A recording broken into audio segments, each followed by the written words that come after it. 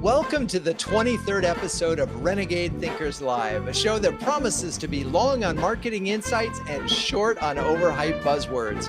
We'll be drinking in the latest tactics and the coolest gin. Yep, this may be the only live marketing show that also features a gin tasting. This show is being live streamed via our friends at Restream, and if you want to drink along at home today, we're tasting Collective Arts, Distilling Rhubarb and Hibiscus gin, and Drumshanbo Gunpowder Irish gin. I'm your host, Drew Neisser, live from my home studio in New York City. A few months back, CMO Eric Eden suggested that I take a look at a book. Let's see, what book is that? Oh, CMO to CRO, The Revenue Takeover by the Next Generation Executive. And I was intrigued by the title. I mean, it's just a great title, and wondered how its theories compared, if at all, to those offered in my new book, Renegade Marketing 12 Steps to Building Unbeatable B2B Brands. So I read the book. I read CMO to CRO right away, and I'm really glad I did. And even more so since it led me to two of the three authors, Raleigh Keenan and Brandy Starr, who will be joining us today, along with CMO Peter Finter of CyberGRX. While I have no doubt that both books will be discussed, the primary goal of this episode is not to provide book reviews, but instead to foster a discussion of the future of B2B marketing and marketing leadership and how different it might look for the renegades out there. All right. Well, with that, let's bring on Brandy Starr, who's the co-author of CMO to CRO and COO of Tegrita, a modern marketing technology and strategy consulting firm. Hi, Brandy. Hello. How you doing? I am wonderful. How are you? I am great. And I'm still wrapping my mind around this notion of three authors coming to agreement on anything, especially with you three having such deep, different backgrounds. Can you talk a bit about your background and how that led you to Tegrita and this book? Yes. So I have been in digital marketing for 20 years. And when I started my career, I was doing graphic design, designing marketing collateral for fax machines.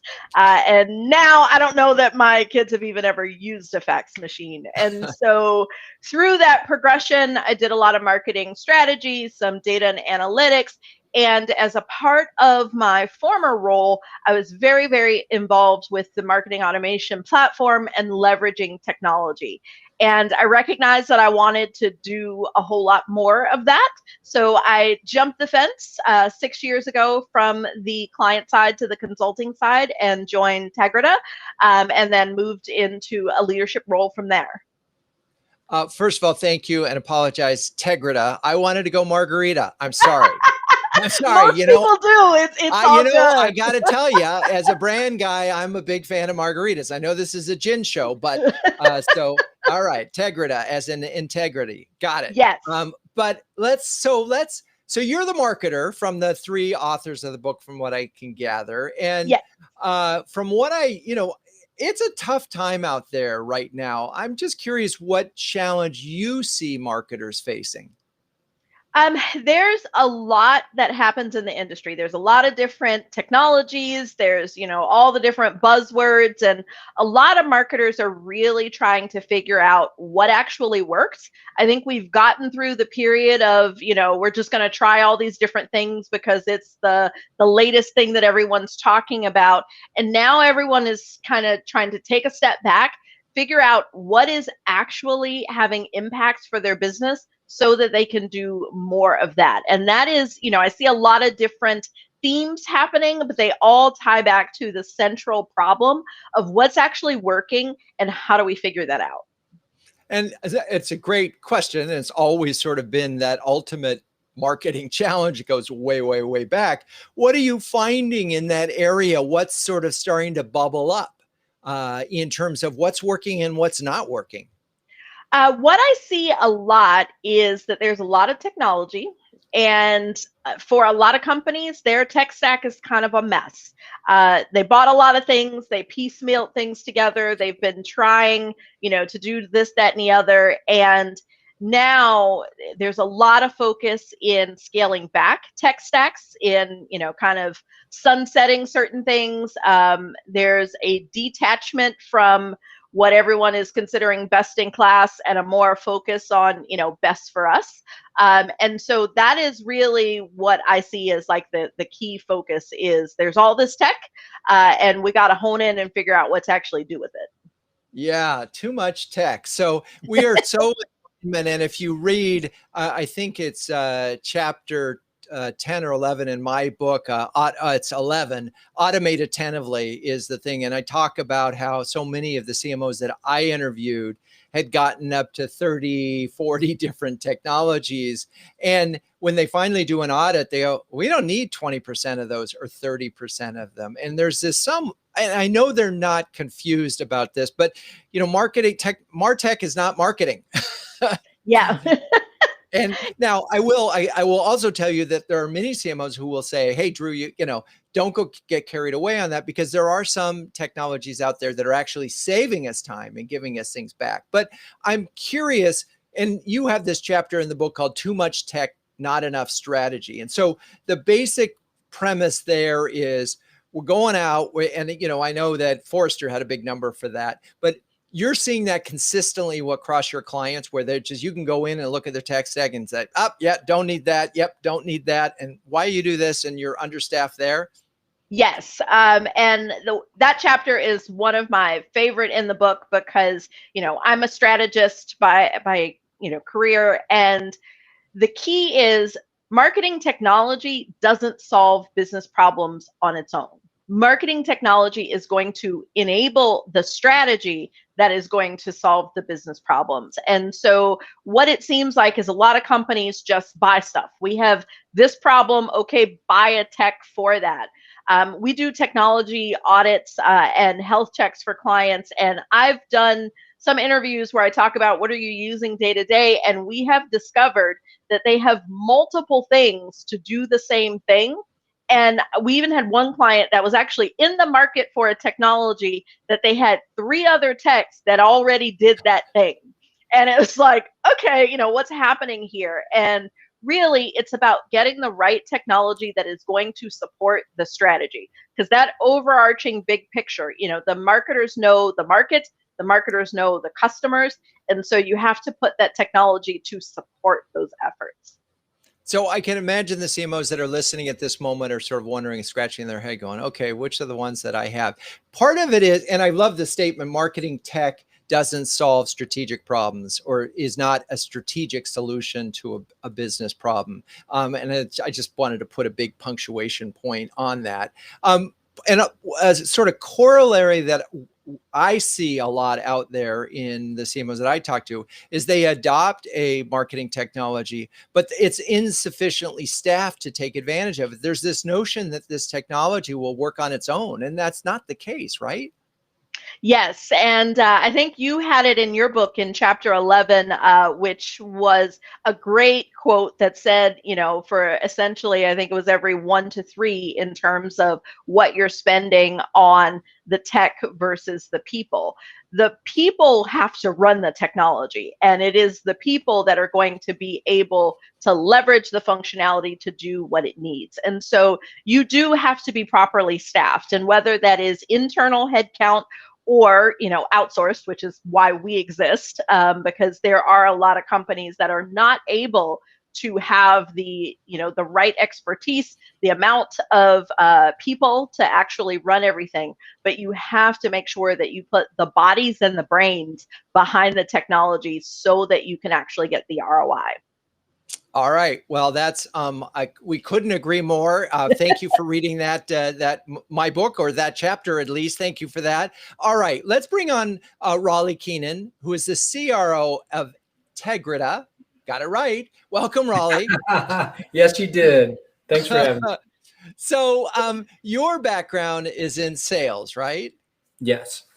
Okay, so my question is, do you have more or less empathy to the plight of the modern marketer? Well, I think for me, not so much maybe born out of the fact that I have a lot of sales background, but for me, I have plenty of empathy for the plight of the modern marketer, because even as I was in the very early, years of selling, and we're talking, I know some people say they're in sales, but let me tell you, I was in wrestle to the ground and strangle a sale until I get it kind of job as one of my first roles after sports. And so I, even at that time, was meeting with the CMO out of my own interest. Like, what are you doing?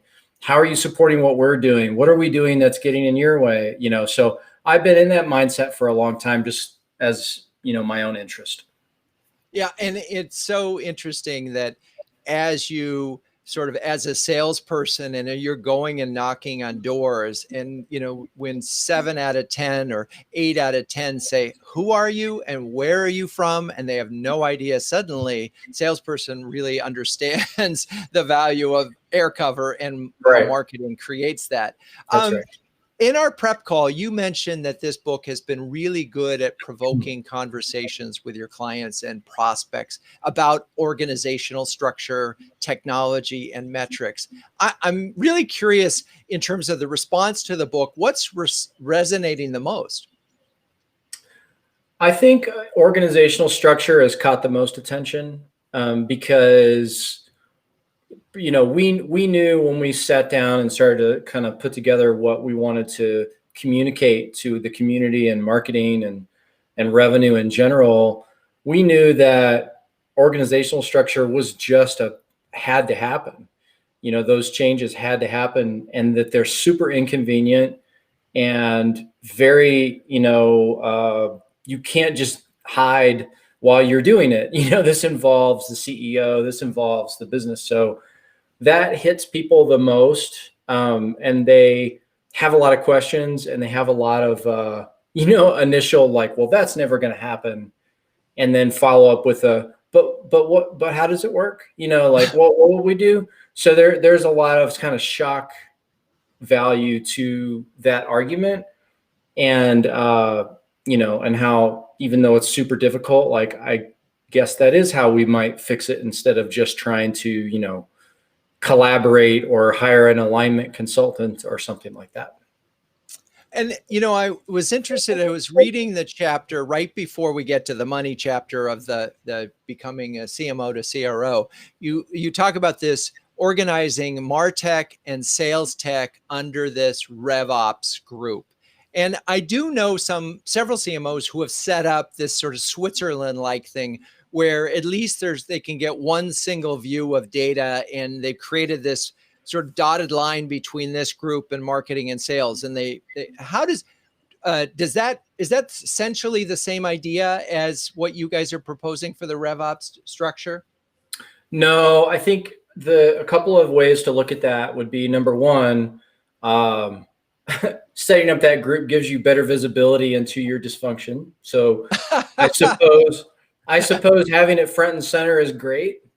But I also think it's why we wrote the book, is because of that sort of, halfway situation. In other words, I make a lot of analogies to kids because I have so many, even though they're grown up now. And to me, it's kind of like we need a soccer coach. And so, what you're talking about, where they put up kind of a Switzerland group, is the same as let's just get somebody's, mom or dad to coach. It works. And, the games are going to happen this weekend, and the practices are going to happen on Thursday. Is anyone going to learn any soccer? Probably not. Are people going to come out, better than they were before? Maybe a little socially. But that's why we kind of got together on the book, was this doesn't really work. It accomplishes a little, but it doesn't do what needs to happen, which is to basically create a front office IT department that operates at the speed of revenue and not at the speed of infrastructure. And they will be communicating with that back end. But that needs to be a very agile, customer-centric group. And that is, all those words and others are not the description of an IT department. So we've got, and I love this expression, front office IT that works at the speed of revenue. Okay. And that's the critical thing. That's the money phrase. All right. With that, let's welcome Peter Finter, CMO of CyberGRX and the star of episode 191 of Renegade Thinkers Unite. Hello, Peter. Hey, Drew. Good to meet you again. And hi to Rolly and Brandy. So one of the early chapters, I know you've now had a chance to read CMO to CRO. One of the early chapters is called What Gets Measured Gets Done. And I want to ask, is that true for your organization? And if so, how do you make sure, as we say in my book, measure what matters?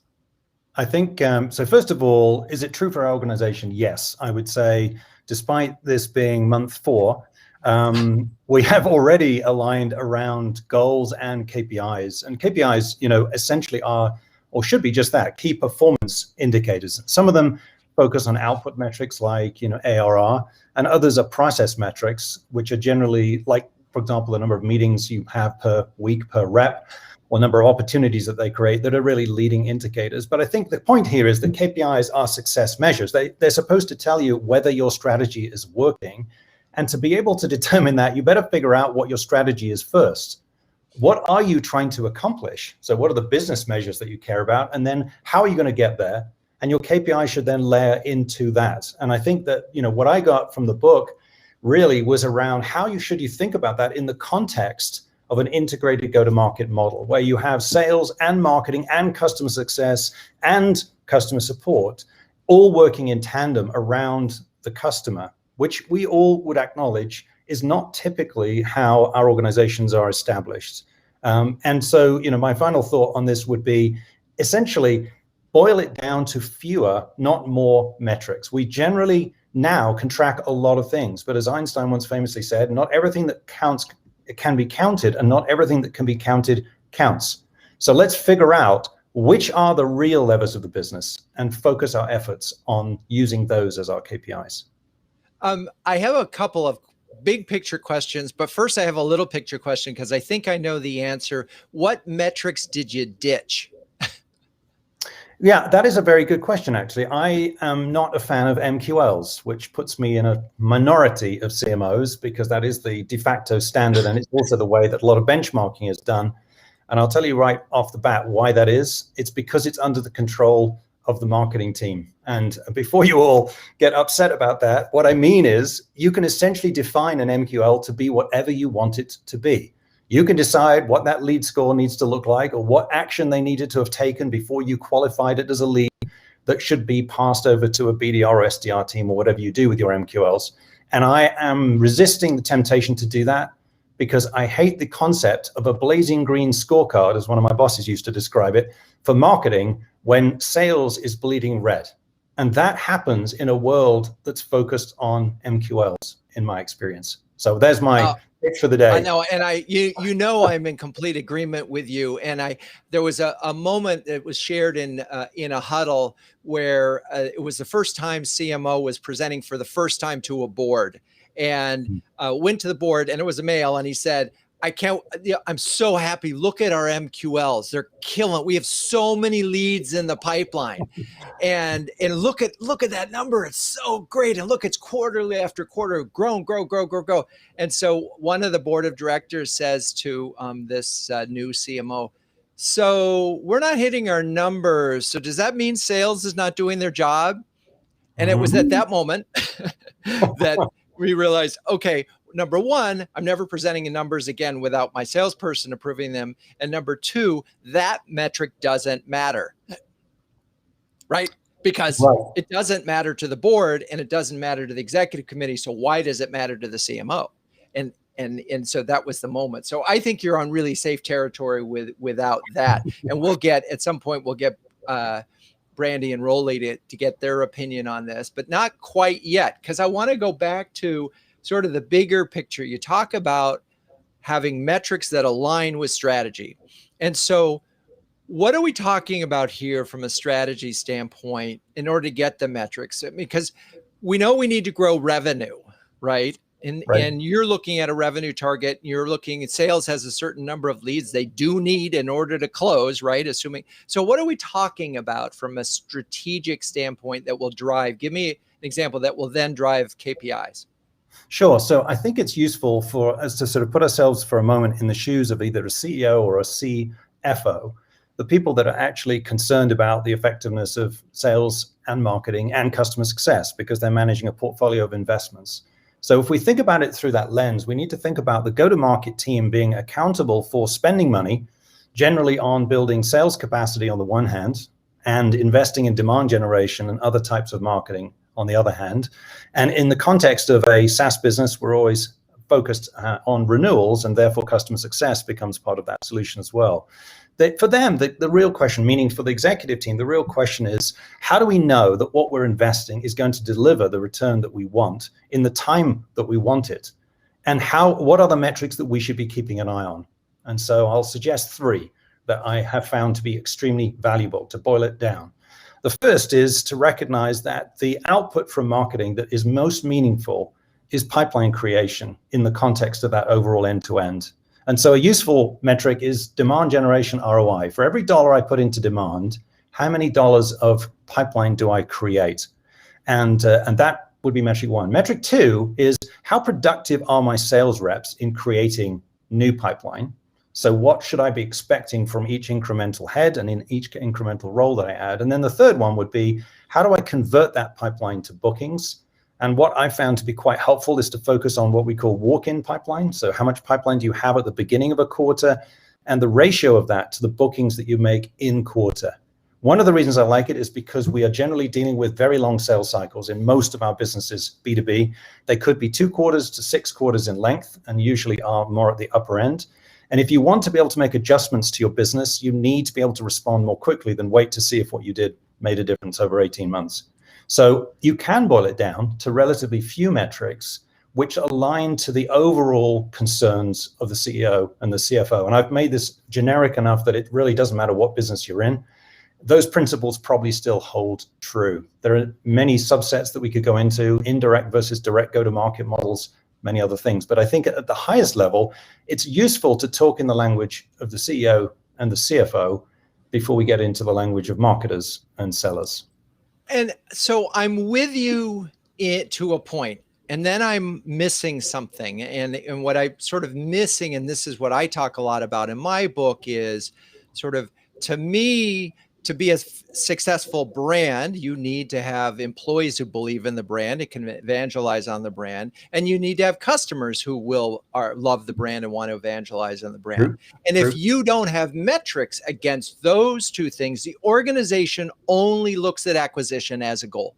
And all these metrics that you put here were acquisition related. I get it that you're on a growth trajectory, but where do we get back to some of these other things that essentially will build a company that can last versus, say, one that gets flipped? You're raising a really important point, Drew, which is, if you look at your portfolio of investments as a marketing leader, if you allow yourself to be persuaded that the only dollars you're going to spend are on demand generation, or as some people call it, sales activation, you're going to find yourself in a trap, which is the classic sawtooth. The more I invest in demand, the more pipeline I create. The minute I stop investing in demand, my demand goes away. In order to address that issue, as has been discussed in a number of places, like the Great Brand Battle, if you want to check that out, folks, you can see an argument that is made, which I strongly support, which is investment in brand drives long-term value creation. And the trick for a marketer is how to build a business case to invest in both demand and brand building.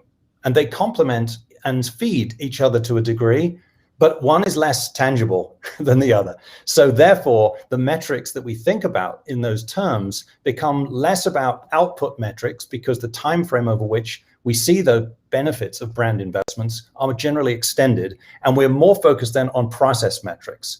So how are we, for example, tracking on web traffic? Inbound generic web traffic is a metric that might be useful to you to think about how well you are presenting yourself out in the market as a whole. And I really love your comment about advocacy. I couldn't agree with you more. You know, our job as marketers is to get other people to do the work for us, if I can put it like that. You know, on the one hand, we're equipping and enabling sellers to go out and sell. Our job is to make them successful, and as we do so, you know, we can grow our business. But the second most important asset that we have generally are those who are convinced that what we do for them adds value to them. And they, with proper motivation, will then actually promote your product, your offering, to their peers, to others in their network, in their communities. And that then generates demand, which is not contingent upon your sales reps or direct demand spend. So there's an indirect demand model which comes about through that type of peer network and community building. And I think that's sometimes overlooked. And as a result, we end up with more expensive models than we really need. And certainly from a customer point of view, isn't it great to be engaged and involved with the people that are making you successful? Most customers are interested in that. I think so. All right. Well, let's bring Brandy and Raleigh back. And you guys, I'm curious. You heard this conversation that Peter and I went down the metrics road and so forth, and I know you have thoughts. So weigh in on this metrics debate, or move us beyond it. I was sitting off camera doing the big happy clap. Peter, you may be my new BFF because we think so very similarly. Yes, I am a marketer who has always hated the MQL. I definitely have had times where I know that my counterparts just said, oh, you want me to hit this number? I'm going to define MQL as a pulse. Voila, I made my number. Go me. And it's never, ever been effective. So I really I had not heard the metric walking pipeline before. But I really, really like that one because that is one challenge as we're working with clients that we see a lot is those long sales cycles and the challenge of, that long runway to tell what's working. So looking at that as, what was working at the beginning, what percentage of that close gives us a little faster input into what's working and what's not. But yeah, I definitely echo everything that you were saying. And Raleigh, what were you thinking? I was thinking I also hate MQLs. But also I was combining kind of what Brandy was saying about the state of marketing with what Peter was saying in terms of focus and simplicity, and how do you get to the things that matter, and do I really need all this tech? Do I really need all these KPIs? Like, which ones do I actually need? Because I kind of look at it in two ways with metrics. I kind of see there's metrics that I am very actively managing. So maybe 3 to 5, where those are kind of my, that's success or failure, just looking at them. But then there's a host of other ones that may or may not be terribly public. Like I may or may not constantly present them to people, board members or whoever, because I know those are leading indicators of my metrics that matter. So I kind of look at those two things, like what am I going to put at the front of the store where everybody can watch me? And then what are the ones that I just know those are going to give me kind of an early warning signal for what I care about. Got it. Okay. And just for the record, in my book on metrics, I really try to focus. There should be 4 metrics, 4 boxes of metrics, with 2 in each ones, and it's all blended metrics. But there's an employee metric, and the reason why I keep coming back to employee, one, we know retention is a huge issue, so employer brand matters more than it has in a long, long time, and marketing can have a role on that. So we've got to have some kind of employee metric.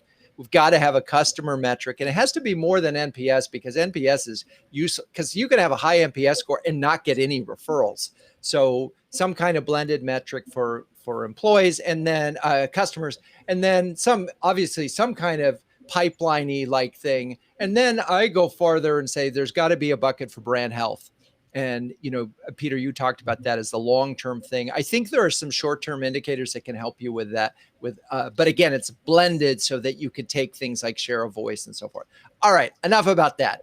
We're going to take a quick break. It's time for me to plug CMO Huddles, which we launched in 2020. CMO Huddles is an invitation-only subscription service that brings together an elite group of CMOs to share, care, and dare each other to greatness. One CMO described huddles as timely conversations with smart peers in a trusted environment, while another called it a cross between an expert workshop and a therapy session. If you're a B2B CMO that can share and care with the best of them, visit CMOHuddles.com or send me an email to see if you qualify for a guest pass. So we're sort of back. Peter, how does that align with your experience at CMO Huddles? Great question, Drew. And it's been really a good experience for me to be part of the CMO Huddles group, because I think there are three things that you focus on. The first around sharing. Accelerated learning is what we all need, right? We have far too much on our plates. And how can we tap into the expertise of others who've been down the path that we're going down? That tends to be a wide variety of topics. And I love the way that you're able to bring together experts and practitioners to share their experiences and to accelerate learning. So for me, that's been phenomenal. Of course, a byproduct of that is you get to know other CMOs who are facing similar challenges, who have different ideas. And I love that creativity that comes out of the conversations we have. I think the second thing is there's a lot of caring that goes on. It's a pretty darn lonely place to be a marketing leader these days. You're still as vulnerable as ever you were, possibly even more so now. You really need your colleagues around you. And when I was transitioning between roles, or resting between engagements, I think actors like to call it, I got a lot of benefit from the transitional huddle that you offered at that particular time. So with your concierge service, phenomenal, caring, I would say. And on the last part around daring, we're in an environment where we are always tempted to be more conservative, to take less risks because it's dangerous out there, right? We can make mistakes. And I think what we all need is an environment where we are pushing each other to be bolder, to make more difficult decisions, to be more experimental, and to be prepared to fail without feeling like a failure. I think that is an absolutely critical component. So for me, having a supportive environment gives me the confidence to really shoot for the moon. That's what I've got out of CMO Huddles. Oh my gosh, I love that. And just for that, we're going to have a toast to that. And so this is the moment we're going to do our gin tasting. We're going to run a video while we all go grab our gin and our ice cold glasses. And so Melissa, you can run the video and then take over the tasting. A smart person learns from their mistakes. A wise person learns from other people's mistakes. There's great value in the CMO huddle. This one has consistently brought value to the table. There's value at every step. The continuity of familiar faces is also quite nice. You can start to form some deeper relationships. It's a nice break in your week from a lot of other meetings. None of us is as smart as all of us. Every huddle I go away with one idea that I didn't know before. We have implemented a number of things that have made a significant amount of difference. It's a really high caliber group of very passionate CMOs. Share these best practices, but do it in a circle of trust. It's an amazing group of people. Jackie has constantly reminded me that we need a call to action on everything we do. So if you are a CMO that can share and care and dare with the best of them, visit CMOHuddles.com. How's that for a call to action, Jackie? All right. Melissa, what are we doing here?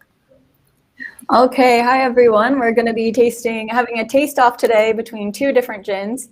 So the first gin you're going to be tasting is Collective Arts Distilling's Rhubarb and Hibiscus gin. Peter, I know that you tasted these before the show, so you can just listen. I'll let you know about the brand. Go ahead and pour your glass, Raleigh and Drew. Okay. This gin is really cool. So Collective Arts Distillery is based in Canada. They have a brewery in Hamilton and Toronto, and they are opening up a brewery in Brooklyn.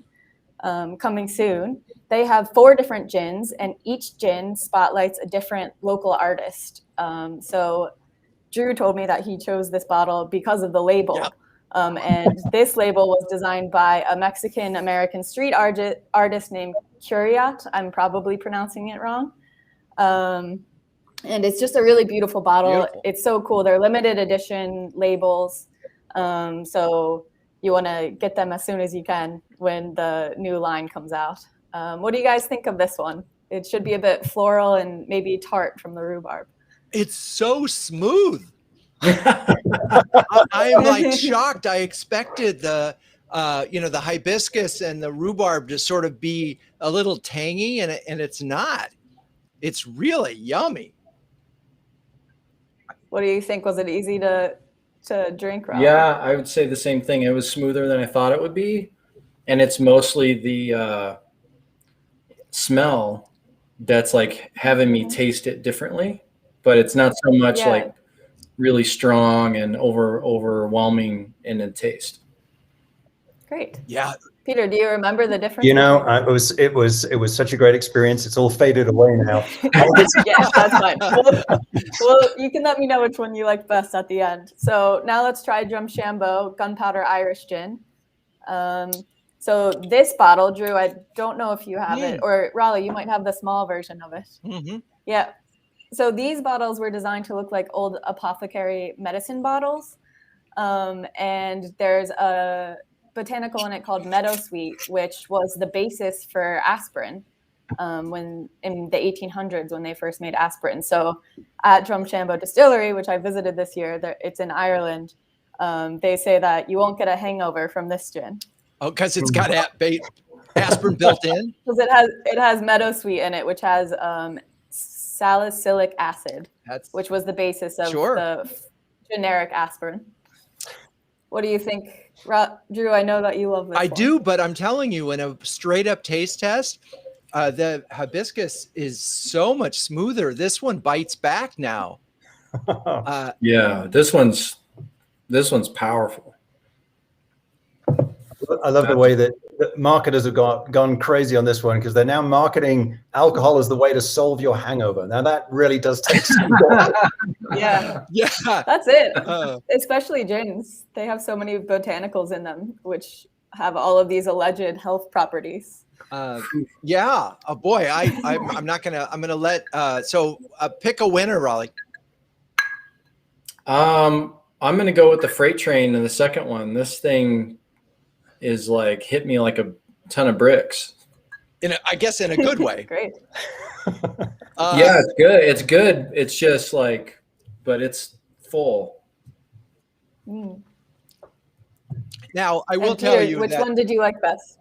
I'm going for straight up gin. If we were just talking about straight up gin and drinking it that way, I would go with the Collective Arts for sure, just straight up. I know that the Gunpowder makes a killer martini because the complexity that made it annoying and it comes out so nicely in a martini. So, and I must admit, I was drinking mine neat as well, Drew, and I would go with you on the Collective Arts. So yeah, if you like drinking your gin straight up, you've got a really good choice there. Yeah, it's balanced, it's smooth, but I it's wanted to impress people. I would do the Collective Arts. By myself. Right. Yeah, that's very smooth. That's very smooth, Raleigh. I love it. All right. Well, I think that's it for the tasting. Thank you, Melissa. Amazing. So one of the things that you talk about in the book, Raleigh and Brandi, is this notion that there could be that there's this DevOps folks, and it's not Switzerland. It's a restructuring of all of the technology into sort of one central group. And then above that is a new kind of CRO. And when I floated this idea by some CMOs in a huddle a while back, the response was, I don't want sales. I don't want the responsibility of sales. And I'm just curious if you've had any pushback from marketers for that on that particular point. Oh yeah. Yeah, there are, and I'll start, and then, Raleigh, as this kind of CRO, will be able to speak to it a bit more. But one of the points that we make is every CMO that is a CMO today is not necessarily going to be the right fit for this new type of chief revenue officer. It definitely takes a special kind of person.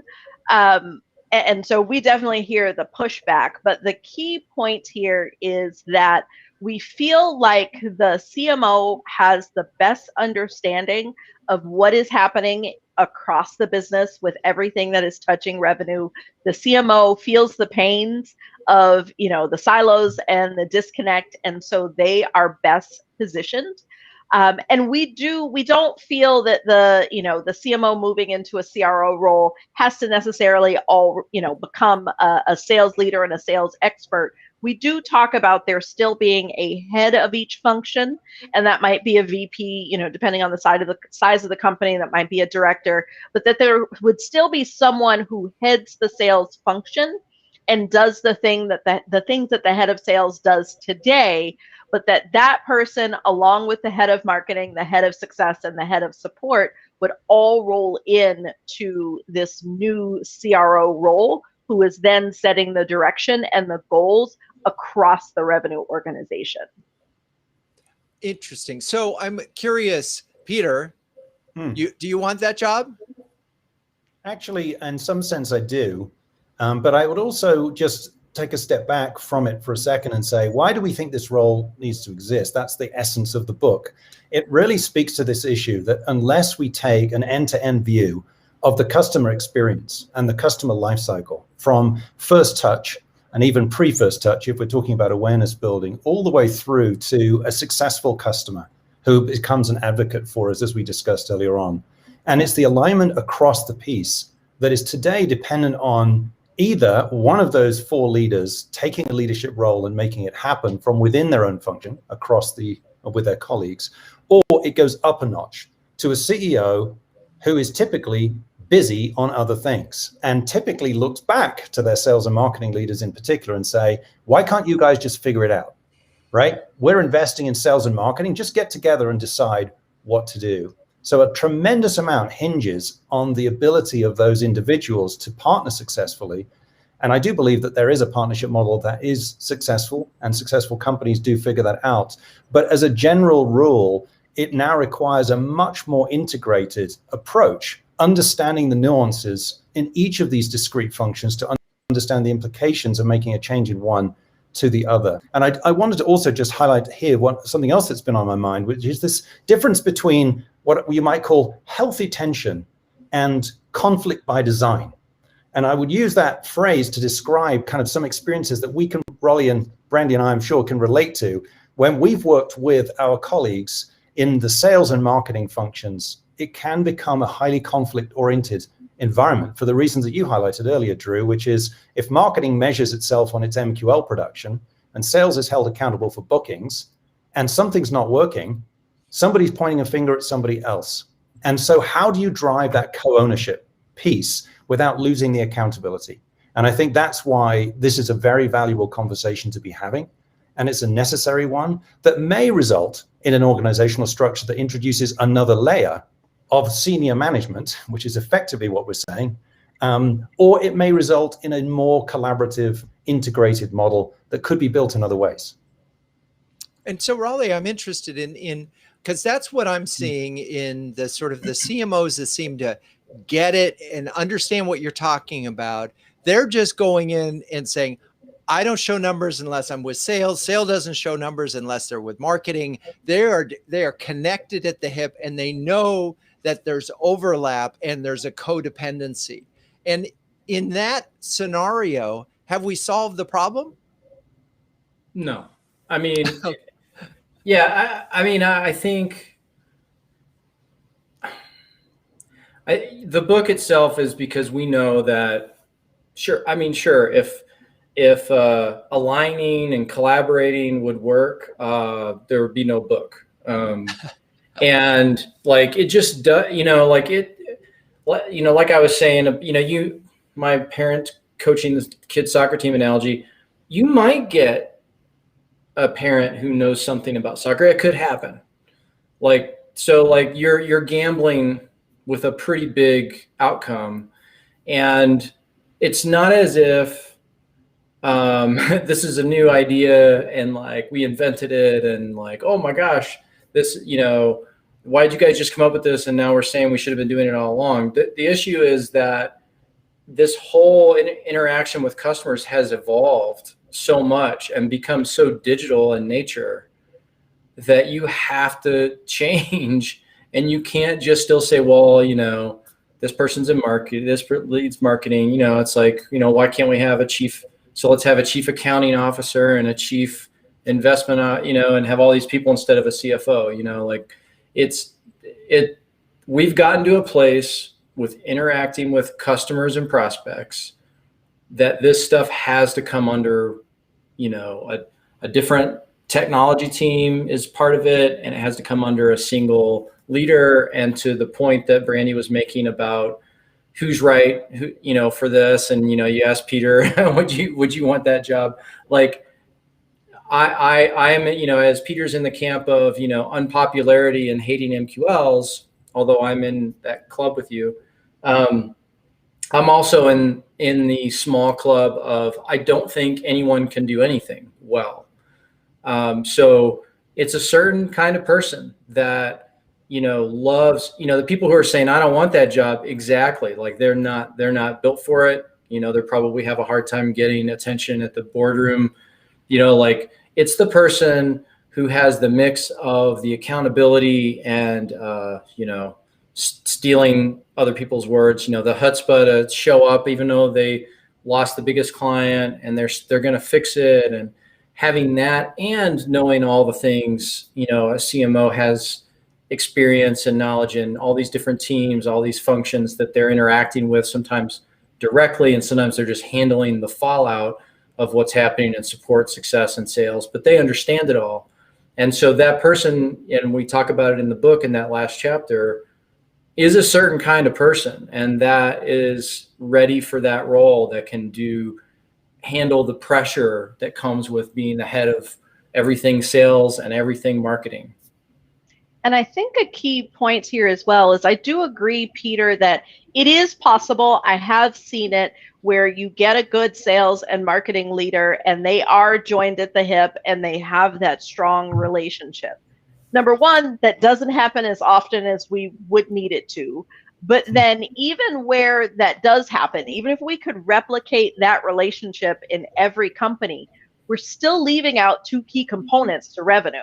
You've got success, which gets, and everybody doesn't have the organization called success, but there's generally some portion of the organization that is responsible for current customers and the renewals and, upsell, cross-sell. And then depending on the type of business, is also some type of support. And there is generally a leader of all four of those. I've even had some people say that account management is another department that can kind of fall under this revenue engine. So now we're not talking about getting two people to have this great relationship. We're now talking about getting four people to align. And I've got 5 kids, and like just getting everybody to even settle on, a restaurant to go to is damn near impossible. Then you want to try and get 4 people to agree on goals when they all have different compensation packages. When we're talking to senior leaders, like it's not just about doing the job. We're talking about how are you compensated? How do you maintain your tenure?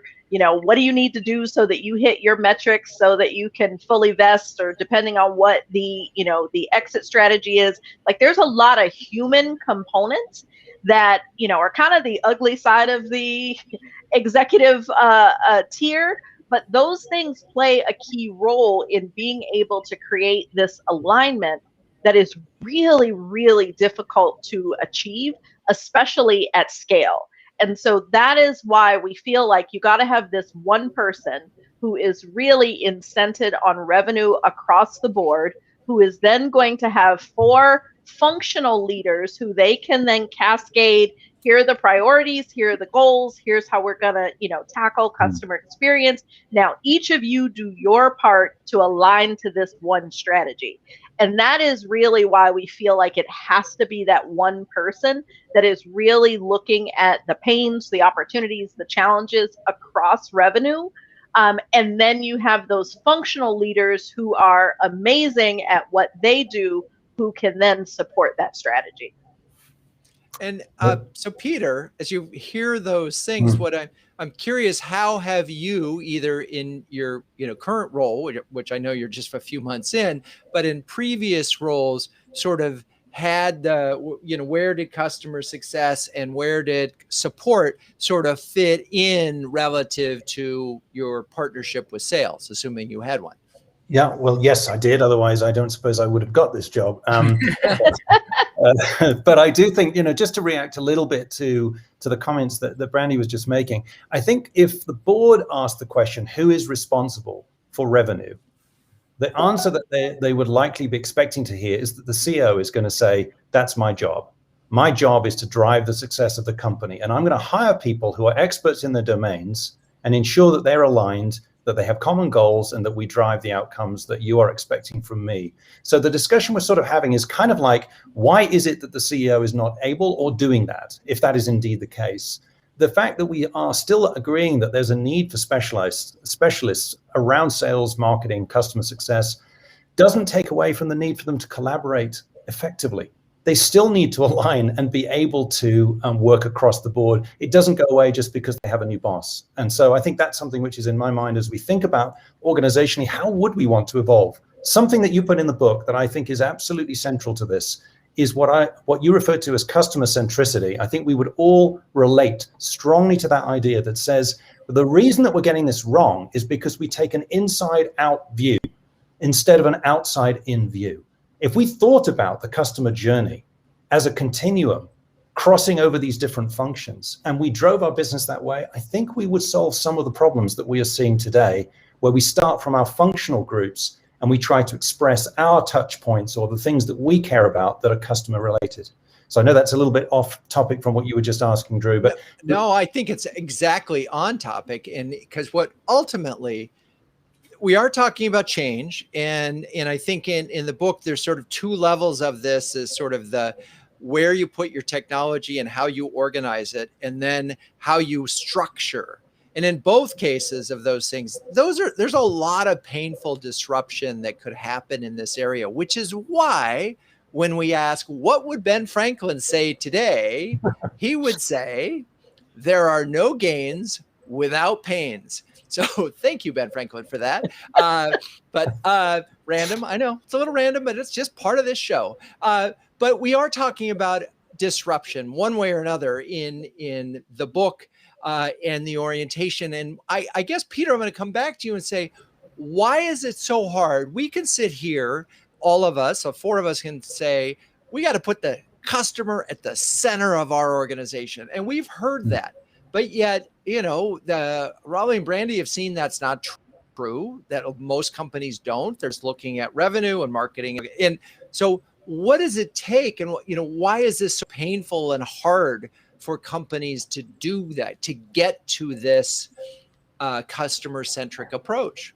Well, I think actually Brandy and Raleigh are on the money here, which is it takes an investment of effort, right, to be able to map across an organization, to understand the implications and the interactions from these different groups as they are impacting on our customers. And many times we simply don't have the motivation to go beyond the things that we're expected to deliver. It unfortunately boils back to the MQL discussion, which is to say, if my marketing metrics define my success, then I'm optimizing for that. And that's not necessarily in the context of customer success, if I can use that more broad term, the end-to-end customer experience. And so I think actually part of the sort of the way to approach this is to do a better job of thinking about the metrics that matter from a customer experience point of view. Again, the outside in view rather than the inside out view. I think that's part of why it's hard. And let's be honest, there's so much to do in each of these roles, right? The sales leader is driven into every deal that needs to be fixed and every customer that's about to churn. The marketing guy is, trying to take care of 30 different types of marketing technologies and figure out how to hire people, do the jobs that no one's available to be hired for, et cetera, et cetera. We're all busy people. The question is who's bringing it together? And I think in that, I strongly align with Raleigh and Brandy's sort of basic contention, which is to say, unless you have someone who is accountable to make that happen across the functions, it won't happen organically. There's a high risk that you will never do it.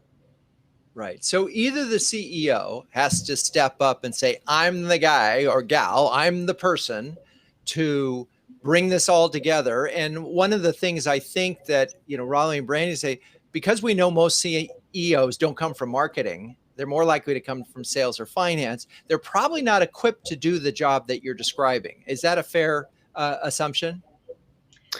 I think it's true. We've seen lots of CEOs who are lacking an understanding of the marketing components. And we've already identified that marketers now have insights across the business that are not available to other functional leaders. And that, I think, does lend to the problem that you're highlighting, Drew. And Brandy, Raleigh, have you guys seen, so again, this is where I think it's so interesting in what you are proposing. Again, the CEO is saying, wait, I just got my CMO in place. I just got my new CRO. What are you doing to me? What do you mean I need somebody that they can report to? And now it's going to be a marketing person, not a salesperson who I've trusted all my career to deliver the revenue for the organization. You're really saying, no, it's not about sales. It's about a leader, right? Who can do these things, who understands strategy, understands customer success, understands how the marketing works, and understands sales. And wow. And that person, and you're also saying that person is more likely to be a marketer than a salesperson, which I certainly agree. I mean, are you getting any traction with this conversation in the C-suite? So I would say yes, holistically. We definitely hear the same kind of pushback and the conversation around how difficult it is to get there. The main reason why I don't feel like the CEO is the person to take this role is because the CEO, I mean, yes, they are, of course, accountable to revenue and the growth of the business. But in a lot of cases, the CEO has a leadership team who is able to bring to them all the things that they need to focus on. And that is going to go beyond just the revenue functions. There's things that have to do with product, and, there's so many different things. And so it's, for a CEO to be effective, they have to have the right team in place that is bringing them the right information so that they can make informed decisions. And what we see as a CRO is going to be a bit more hands-on, involved in all of the departments. And they would, very similar to how, typically the CFO and the COO are the right hands to the CEO. We would essentially be adding a third BFF for the CEO, because that would be that third person between the COO, the CFO, and our new version of the CRO. That is going to be the team that is going to equip the CEO to have that full picture across the organization and to be effective in their role. And that's my main reason why we don't feel like, the CEO and our version of a CRO should be the same, because this person is a bit more hands-on. And I think I might have went a little bit left, Drew, but I wanted to make sure to no, I get you. Get that now, in there. I will say to the CMOs listening, one other thought is, at certain SaaS firms, your salary caps off, but your CRO salary keeps going. So if you're a CMO and you have a bit ambition to make a lot more money other than the stock that you might get, that's about the only route. So you're giving a path and a rationale for it, which is great. I'm just curious, and it didn't occur to me until now, but at any point in time, did you say, do we have to call this person a CRO? Couldn't you give him a new title so we could just sort of avoid the confusion? So it's funny, that has been a big debate. I was a part of another conversation with a big group of CMOs, and there was this, should it be this chief growth officer? Should it be the, and there, for us, it was pretty simple. We want them to focus on everything that touches revenue. So they're the chief revenue officer. So it was pretty straightforward. Right. For us, keep it basic. There did not seem to be another title that fit. But that has been one of the other conversations that has come up. I support this, but can't we just call it something else? Yeah, exactly. And, I get it. The title is not the most important thing. So technically you could. Right. Okay. Now we're going to run over time a little bit, Melissa, but I want to, because I know you've thought about this a lot. So, and I'm going to go around the horn, and I'll start with you, Raleigh, and final words of wisdom for CMOs looking to drive revenue at their organizations. I'll say that the human part of all this is the part that you may have in your career successfully avoided, in a sense that you go from one organization to the other and handle the nuts and bolts. But if you really have the courage and you're not just kind of on your way to retire, or just you just like to just do the same thing over and over, if you really want to change things up, you really need to start thinking about how you structure the business and how to get the CEO on your side for that. Okay, perfect. Peter. I think I would Final say, words of wisdom. I would say your CRO, probably you have one today, you may not be it, is your partner in crime, not your competitor. You can serve the business by being the headlights on the business, be the ideas generator, be the insight provider, be the market opportunity identifier, and be the proactive problem solver. Call out the problem first and propose the solution first. Lead by leading, not by job title. That would be my takeaway. And Brandi, take us home. Mine is to focus on the metrics and line up the way that your teams are functioned so that you are able to really report. One of our chapters is called the Domino Effect, and that's how we believe goals should be lined up. Every goal should, hand over to the next goal that leads to pipeline and bookings. And so that is a key focus in everything that's being done, is making sure that you are able to track and walk into that boardroom talking about things that actually matter. All righty then, you've heard it all. And one of the key words that I heard in all of that was courage and courageous. And anybody who reads my book will know that is one of the 4 traits of a successful CMO. All right. Thank you, Brandi, Raleigh, Peter. You're all good sports, really great sports. Thank you for the audience for staying with us an extra minute. Please join us in 2 weeks when we'll be talking about the role of marketing in prepping for an IPO with Noreen Allen, Kevin Spurway, and Leela Srinivasan. Melissa, cue the music.